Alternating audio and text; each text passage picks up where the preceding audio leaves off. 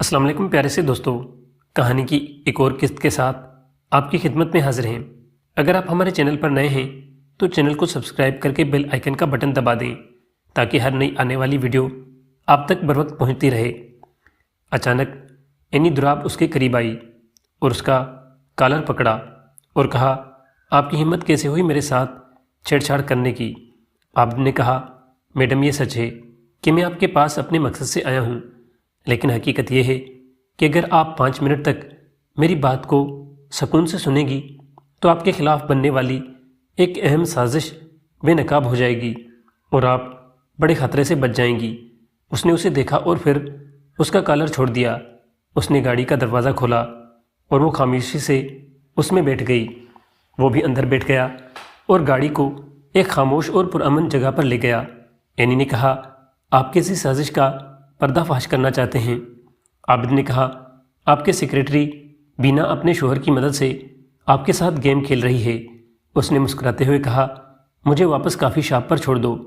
اس نے کہا، میڈم، اس نے کہا، بینا میرے بچپن کی ہم جماعت ہے اور اس نے کبھی کسی سے شادی نہیں کی، اس لیے میرے ساتھ گیم کھیلنا بند کرو۔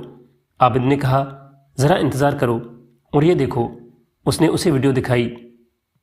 جیسے ہی ویڈیو دیکھ رہی تھی اس کی آنکھوں کی چوڑائی بڑھ رہی تھی۔ اس نے اس کا سر اپنے ہاتھوں میں لیا اور کہا، وہ میرے ساتھ ایسا کیسے کر سکتی ہے؟ اینی کو ایک مسئلہ تھا کہ جب بھی وہ اسٹریس لیتی تھی اس کا شوگر لیول گر جاتا تھا اور ڈاکٹروں کی طرف سے اسے نکلنے کا واحد راستہ چائے تھا۔ عابد نے اسے ڈسپوزیبل چائے کا کپ دیا۔ اینی نے وہ چائے پی لی اور جب اسے بہتر محسوس ہوا تو اس نے کہا، میں نے کبھی نہیں سوچا کہ وہ مجھے اس طرح پھنسائے گی۔ عابد نے کہا، میڈم، اکثر اوقات پشت پر وار کرنے والا ہمارا سب سے قریبی ہوتا ہے۔ اس نے کہا، تم نے بتایا تھا کہ تم میرے پاس اپنے کام سے آئے ہو، وہ کیا ہے؟ عابد نے کہا، اور ساتھ میں نے یہ بھی کہا، سب سے پہلے ان دونوں کا کچھ بندوبست کرو، مجھے اسے کافی کے شاپ پر ملو۔ بعد میں شام کو ہی باکسر کی گاڑی کا ٹرک سے ایکسیڈنٹ ہو گیا اور وہ موقع پر ہی دم توڑ گیا، جبکہ پولیس نے بینا کو ممنوع ادویات اپنے گھر میں رکھنے پر گرفتار کر لیا۔ اگلے دن جب دونوں اکٹھے بیٹھے تھے تو اس نے کہا، مجھے صرف ایک ایسا آدمی چاہیے جو میری عزت کرے اور میرے ساتھ وقت گزارے، لیکن ان کمینوں نے سوچا کہ یہ لوگ مجھے پھانس سکتے ہیں۔ اب بتاؤ تم کیا چاہتے ہو؟ تمہاری بہن نوشی۔ عابد نے کہا۔ وہ چونک کر بولی، کیا بکواس کر رہے ہو؟ عابد نے کہا، میرا نام زاہد ہے، امید ہے تمہیں میں یاد تو ہوں گا۔ وہ بولی، لیکن تم تو ایکسیڈنٹ میں مر گئے تھے۔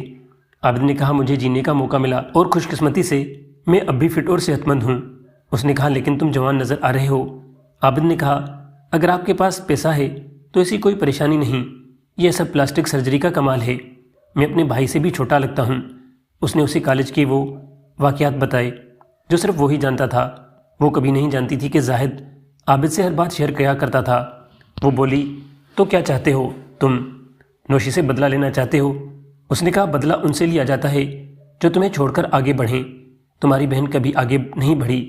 میں جانتا ہوں کہ تمہارے والد نے اس کی زبردستی سے شادی کی اور اس کے شوہر نے زبردستی جنسی تعلق قائم کیا، جس کے نتیجے میں بیٹا پیدا ہوا، لیکن اس سے یہ حقیقت نہیں بدلی کہ وہ آج بھی مجھ سے پیار کرتی ہے۔ میں 3 سال تک اس کا پیچھا کرتا رہا لیکن ہمت نہ لا سکا میں اس کا سامنا کروں۔ اس نے کہا، اگر تم نوشی کو اتنا جانتے ہو تو تم کیسے یقین کر سکتے ہو کہ وہ اپنے شوہر کو چھونے دے گی؟ وہ الجھ کر بولا، کیا مطلب؟ اس نے کہا، نوشی کا بیٹا اس کے شوہر کا نہیں ہے، وہ تمہارا بیٹا ہے۔ نوشی حاملہ تھی اور والد نے اس کی شادی کا فیصلہ اجلت میں کیا اور اس کے شوہر نے اسے کبھی ہاتھ تک نہیں لگایا۔ اس کی دوسری بیوی اور خاندان ہے، وہ نوشی کی زندگی میں مداخلت نہیں کرتا اور نوشی کو اس کی زندگی کی کوئی فکر نہیں ہے۔ عابد چونک گیا۔ زاہد نے اسے بتایا تھا کہ اس کی نوشی کے ساتھ تعلقات ہیں، لیکن وہ نہیں جانتے تھے کہ نوشی ان کی غیر ذمہ داری کی وجہ سے حاملہ ہوئی ہے اور اس کا بیٹا دراصل عابد کا بھتیجا ہے۔ یعنی کہنے لگی، دیکھو زاہد، نوشی کی زندگی مجھ سے زیادہ دکھی ہے، لیکن تم نے ہماری زندگی میں امید کی ایک جھلک دکھائی۔ میں نوشی کو تمہارے بارے میں بتانے کے لیے مناسب وقت نکالوں گی۔ عابد مسکرا کر بولا، اگر آپ صرف دوست کی تلاش میں ہیں تو میں آپ کے لیے حاضر ہوں۔ دوسرے لوگوں کے لیے ادھر ادھر مت دیکھو اور بار بار دھوکے میں نہ آؤ۔ فرض کرو اگر میں وہاں نہ ہوتا تو تمہارے بنا تمہارے بیٹیوں کو نقصان پہنچاتے۔ اس میں ہاتھ آگے بڑھاتے ہوئے کہا، میں اپنے پیارے دوست زاہد پر اندھا اعتماد کر سکتی ہوں۔ عابد نے کہا، نہیں زاہد نہیں، تم عابد کہو۔ اگر تم میرا نام پکارنے کی عادت ڈالو گی تو میرے اور تمہارے لیے پریشانیاں ہوں گی۔ وہ مسکرا کر بولی، جیسا کہ آپ کا حکم ہے مائی لارڈ، چلو کچھ شاپنگ کے لیے چلتے ہیں۔ وہ شاپنگ کے لیے گئے اور یہی وقت تھا جب وہ زین کی نظروں میں آ گئے۔ زین نے کہا، اس خاندان کا ہر اس شخص کی زندگی پر منفی اثر پڑا ہے جس سے میں ملتا ہوں۔ عابد نے کہا، انیک کو کچھ نہیں معلوم اور میں نہیں بتانا چاہتا تھا کہ وہ ابھی کے لیے یہ جانے۔ زین نے ہاں میں سر ہلا دیا۔ اس کا کہنا تھا، ہمیں ان دو ناموں عالمگیر اور سجاول سیالکوٹی کے بارے میں تلاش کرنا ہے۔ مجھے یقین ہے کہ ان میں سے کوئی تمہارے بھائی کے قتل میں بھی ملوث ہو سکتا ہے، کیونکہ دراب خاندان انہیں ایسے مقاصد کے لیے استعمال کرتا ہے۔ عابد نے کہا، اس فہرست میں ولایت شاہ کا نام بھی شامل کرو۔ وہ اس علاقے کا پیر ہے، حقیقی پیر جیسا نہیں بلکہ جعلی پیر ہے۔ عالمگیر کے ساتھ مجرمانہ سرگرمیوں میں بھی ملوث اور سیالکوٹی سے بھی اس کے تعلقات ہیں۔ اگر اس کا عالمگیر اور سیالکوٹ سے تعلق ہے تو ظاہر ہے اس کا تعلق دراب فیملی سے بھی ہے۔ زین نے کہا، یہ مکڑی کے جالے کی طرح ہے، ہم جتنی گہرائی میں جاتے ہیں اتنی ہی پرتیں ہمارے سامنے آتی جاتی ہیں۔ عابد نے کہا، عالمگیر اور ولایت شاہ کٹ پتلیاں ہیں جو لالا وریام کے ماتحت کام کرتے ہیں۔ زین نے مسکرا کر کہا، اس کا مطلب ہے کہ کیسر اور اس کا خاندان پھر سے؟ اس نے کہا، ہاں، کیسر ابھی تک کوما میں ہے لیکن وہ اسے گھر لے گئے ہیں۔ میں نے لالا نظام کی بیٹی عذرا کو دیکھا، تم نے اس کے ساتھ ناانصافی کی۔ وہ دادی بننے کی عمر میں ہے اور تم نے اسے حمل ٹھہرا دیا۔ زین نے ہنستے ہوئے کہا، میں قسم کھاتا ہوں کہ میں نے اس کا کام دل سے نہیں کیا، بس ایک رسمی کارروائی کی تھی، مگر میں نے اس کی بہن اور اس کی بہو کا کام پوری دل سے کیا تھا۔ مگر ہوا اس کے برعکس۔ وہ دونوں ہنسنے لگے۔ شام کو عذرا اپنے کمرے میں لیٹی ٹی وی دیکھ رہی تھی کہ اچانک کمرے کا دروازہ کھلا اور زین کمرے کے اندر داخل ہوا۔ وہ اسے دوبارہ خیر دیکھ کر چونک گئی۔ اس نے کہا، ڈرو مت، میں ابھی تم سے ملنے آیا ہوں۔ اس نے کہا، تم مجھے دوبارہ ملنے آئے تھے اور دیکھو تم نے میرے ساتھ کیا کیا۔ اس نے اپنے بڑے ہوئے پیٹ کی طرف اشارہ کیا۔ وہ مسکرا کر اس کے قریب بیٹھ گیا۔ اس نے کہا، تم یہاں کیوں آئے ہو؟ میرا شوہر اب بھی مجھ پر شک کرتا ہے۔ میں نے اسے بہت مشکل سے سمجھایا کہ ایک رات اس نے میرے ساتھ وقت گزارا تھا جب وہ گرم اور سونے کے موڈ میں تھے۔ زین نے مسکرا کر کہا، فکر مت کرو، میں تصدیق کرنے کے بعد آیا ہوں کہ آپ کے گھر میں کوئی نہیں ہے، اور میرے آدمی گلی کے دونوں سروں پر آپ کے گھر والوں میں سے کوئی آئے گا تو مجھے اطلاع دے دی جائے گی۔ وہ بولی، لیکن میں پھر بھی سوچتی ہوں کہ تم مجھ سے ملنے کیوں آئے ہو؟ زین نے کہا، دیکھو عذرا، میں نے جان بوجھ کر کچھ نہیں کیا۔ پہلی بار مجھے انتقام نے اندھا کر دیا تھا اور دوسری بات اس میں تمہاری رضامندی شامل تھی۔ عذرا نے کہا، ٹھیک، تم ٹھیک کہتے ہو، میرا باپ ظالم آدمی تھا اور کیسر بھی ایک نہ ایک دن ایسا ہونا ہی تھا۔ زین نے اس کا قمیض اٹھایا اور پیٹ پر سے ہٹا دیا اور زین نے اس کے پیٹ پر ہاتھ پھیرتے ہوئے کہا، ہمیشہ اس بچے کا خیال رکھنا۔ عذرا نے کہا، یہ صرف تمہارا نہیں، میں اس بچے کی ماں ہوں اور مجھے اسے 9 ماہ تک پیٹ میں اٹھانا ہے، اس لیے فکر نہ کرو۔ زین نے لالا وریام کے بارے میں کچھ نہیں پوچھا کیونکہ وہ جانتا تھا کہ اس عمر میں تناؤ اس کے لیے اچھا نہیں ہوگا۔ رات کو زین کیسر کے گھر میں داخل ہوا۔ دروازے کی آواز سن کر سدرا اٹھی۔ وہ ایک نقاب پوش آدمی کو دیکھ کر گھبرا گئی، لیکن زین نے اپنا چہرہ بے نقاب کرتے ہوئے کہا، یہ میں ہوں زین۔ اس نے سکون کا سانس لیا اور پھر اس کی پیٹھ پر آہستہ سے گھونسا مارتے ہوئے کہا، گھونچو، تم نے میرا تڑا نکال دیا۔ زین نے کہا، مجھے اس طرح داخل ہونے پر افسوس ہے، لیکن میرے پاس اور کوئی چارہ نہیں تھا۔ وہ بولی، جب عذرا نے مجھے بتایا تو مجھے معلوم تھا کہ تم آؤ گے۔ زین نے کیسر کی طرف دیکھا اور پھر اچانک دیکھا اس کی شلوار گیلی تھی۔ سدرا عابد کی نظروں کو پیچھا کرتے ہوئے بولی، مجھے ڈاکٹروں نے کہا ہے کہ ان کا مساج کرتے رہیں، اس مساج سے اس کی نسیں پھر سے کام کرنا شروع ہو جائیں گی۔ زین نے حیرت سے کہا، مجھے حیرت ہے کہ اس کا وجود ابھی بھی کام کر رہا ہے اور تمہاری پیاس بھی بجھا رہا ہے۔ سدرا نے کہا، ہاں، مگر یہ مجھے کچھ آرٹیفیشل جیسا لگ رہا ہے۔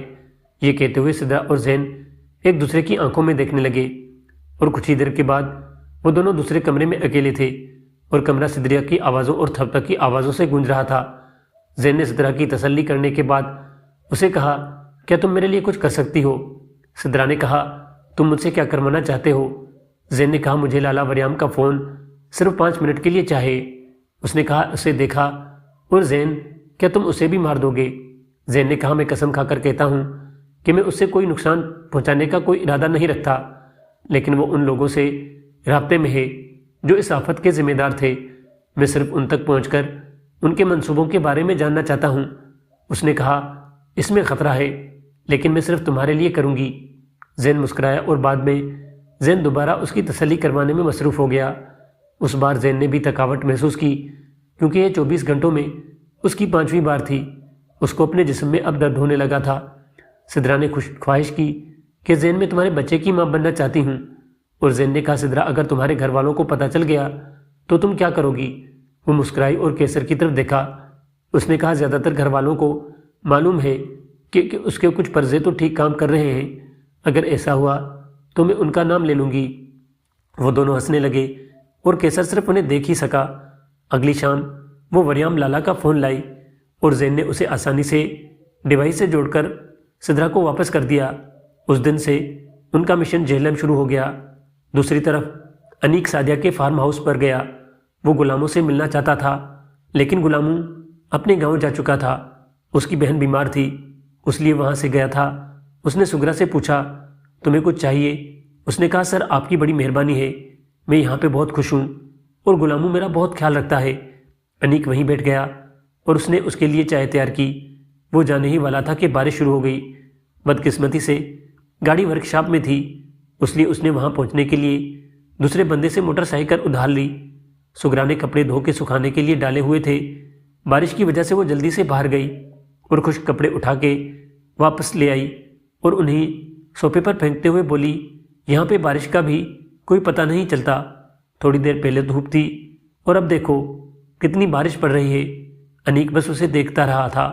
اس کا دوپٹہ ان کے کپڑوں کے ساتھ پھنس گیا تھا جو اس نے پکڑے اٹھائے ہوئے تھے۔ اس نے کپڑوں کے نیچے کچھ نہیں پہنا ہوا تھا، اسی وجہ سے اس کے وجود کے اثاثے نظر آ رہے تھے۔ انیک کو دیکھتے ہی جھٹکا لگا، جس بات کو سگرا نے بھی محسوس کیا۔ اس کی نظروں کے پیچھے آئے انیک اس کی طرف بڑھا لیکن وہ اس کے پاس آنے کے بجائے باہر نکل کر سعدیہ کے کمرے میں چلا گیا۔ سگرا نے سوچا تھا کہ مزاحمت کرے گی لیکن انیک کا یہ عمل اس کے لیے اتنا غیر متوقع تھا کہ وہ کلین بولڈ ہو گئی۔ سعدیہ ضیاء اپنے گھر سے باہر گئی ہوئی تھی۔ سگرا انیک کے پیچھے گئی اور اس کے سامنے جا کے بیٹھ گئی۔ انیک نے کہا سگرا جاؤ یہاں سے، میں نے بڑی مشکل سے خود پر قابو پایا ہے۔ غلاموں ایک پیارا دوست ہے اور میں اسے دھوکہ دینے کے بارے میں سوچ بھی نہیں سکتا۔ وہ اٹھ کر اپنے کپڑے اتارنے لگی۔ انیک چونک گیا۔ سگرا کہنے لگی کہ میں اس کی گھر والی تو نہیں ہوں، اگر تم میرے ساتھ کچھ کرو گے تو اس کے ساتھ دھوکہ ہوگا۔ آپ میری ضرورت کے وقت میرے کام آئے ہو، اب آپ کو ضرورت ہے۔ میم صاحب بھی گھر پر نہیں ہے، مجھے خوشی ہوگی اگر میں تنہا رہے کسی کام آ سکوں۔ انیک یہ سن کر خوش ہوا۔ دوستو ہماری آج کی کہانی کی قسط آپ کو کیسی لگی؟ کمنٹ سیکشن میں اپنے کمنٹ سے ہمیں ضرور آگاہ کر دیجیے گا۔ دعاؤں میں یاد۔ اللہ نگہبان۔